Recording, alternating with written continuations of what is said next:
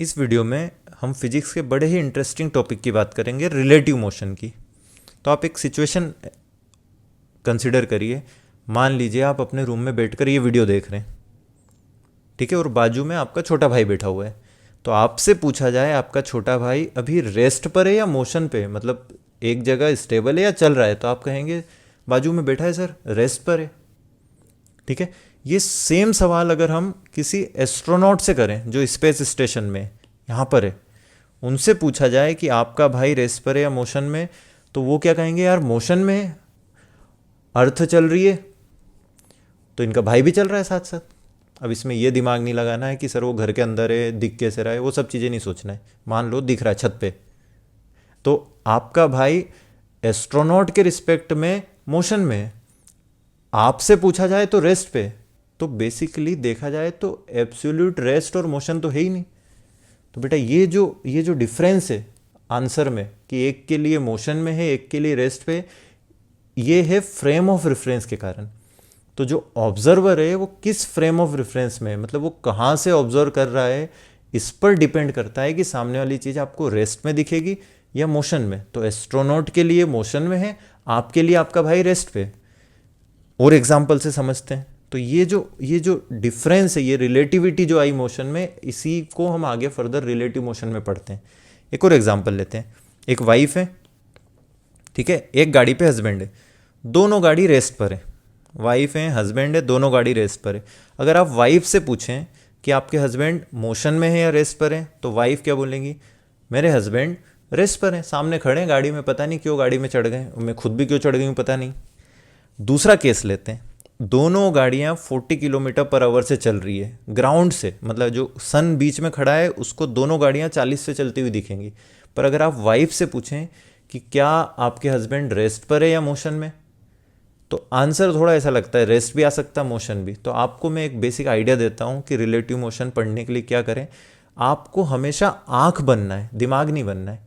मतलब वाइफ का दिमाग जानता है कि हस्बैंड ट्रक में है, चल रहे हैं, वो ट्रक भी चल रहा है, मेरा ट्रक भी चल रहा है, ठीक है। लेकिन अगर आप वाइफ की आंख से पूछें कि हस्बैंड रेस्ट पर है या मोशन में, तो आंख सिर्फ ये देख रही है कि सामने जो व्यक्ति खड़ा है वो वहीं खड़ा है बहुत देर से। ऑल्दो दोनों चल रहे हैं, लेकिन वाइफ की आंख को यही लगेगा कि सामने खड़ा है यार, ना दूर जा रहा है ना पास आ रहा है। तो वाइफ के रिस्पेक्ट में हस्बैंड रेस्ट पर है, क्योंकि यहाँ जो दोनों गाड़ियाँ हैं उनकी स्पीड सेम है। पर नीचे जो सन है रोड पे, उससे आप पूछोगे तो बोलेगा मम्मी भी चल रही हैं, गाड़ी लेके आ रही है मेरी तरफ, और पापा जा रहे हैं मेरी तरफ से गाड़ी लेकर, तो उसके लिए दोनों मोशन में है। तो जैसे जैसे फ्रेम ऑफ रेफरेंस चेंज हो रहा है, रेस्ट में है सामने वाली चीज़ या मोशन में है, ये आइडिया चेंज होते जा रहा है। वाइफ के लिए सेकंड एग्जांपल में हस्बैंड रेस्ट पर है, सन के लिए मोशन में है। एक और एग्जांपल लेते हैं। इस बार वाइफ की गाड़ी की स्पीड है 40 किलोमीटर पर आवर, हस्बैंड वाली गाड़ी की स्पीड है 60 किलोमीटर पर आवर। तो अगर आप वाइफ से पूछें, मतलब उनकी आंख से पूछें हम कि आपके हस्बैंड रेस्ट पर है या मोशन में, तो कहेंगे यार ये तो जा रहा है दूर। हम कहेंगे बहुत तेज जा रहा है क्या, 60 किलोमीटर, बोले नहीं नहीं इतना तेज नहीं, ऐसे 20-25 की स्पीड से जा रहा है। क्यों, क्योंकि खुद की गाड़ी की स्पीड भी 40 है।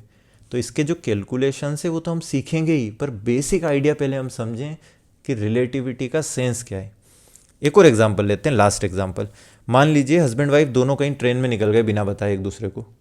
तो वाइफ शताब्दी से जा रही थी, वो बाजू से नई सी ट्रेन आई वंदे भारत ओवरटेक करते हुई, और 5-6 मिनट के लिए ऐसा हुआ कि दोनों ट्रेन सेम डायरेक्शन में सेम स्पीड से चल रही है 80 किलोमीटर पर आवर से। थोड़ी देर बाद वंदे भारत आगे निकल जाएगी, पर अभी साथ में चल रही है।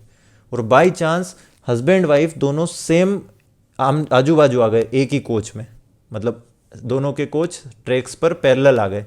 तो वाइफ को हस्बैंड दिखेंगे और वाइफ से हम पूछें कि यार हस्बैंड रेस्ट पर है या मोशन में, तो ऑब्वियसली उनका दिमाग तो ये कहेगा इमोशन में, पता नहीं बिना बताए कहाँ जा रहा है।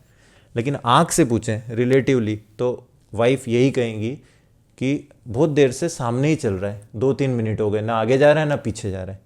तो वाइफ के लिए इस केस में हस्बैंड रेस्ट पर है। तो रिलेटिव मोशन का सारा आइडिया है फ्रेम ऑफ रेफरेंस, कि ऑब्जर्वर कहाँ है ये बहुत मैटर करता है। अगर यहीं कोई ट्रैक के बाजू में नीचे कोई खड़ा हुआ है, उससे आप पूछेंगे तो वो यही कहेगा कि दोनों ट्रेन मोशन में, तो हस्बैंड भी मोशन में, वाइफ भी मोशन में। आई होप आपको बेसिक आइडिया क्लियर हुआ होगा। इसका मैथमेटिक्स तो हम डेवलप करेंगे ही, समझेंगे कैलकुलेशंस कैसे करना है, पर बेसिक थॉट रिलेटिव मोशन का ये है।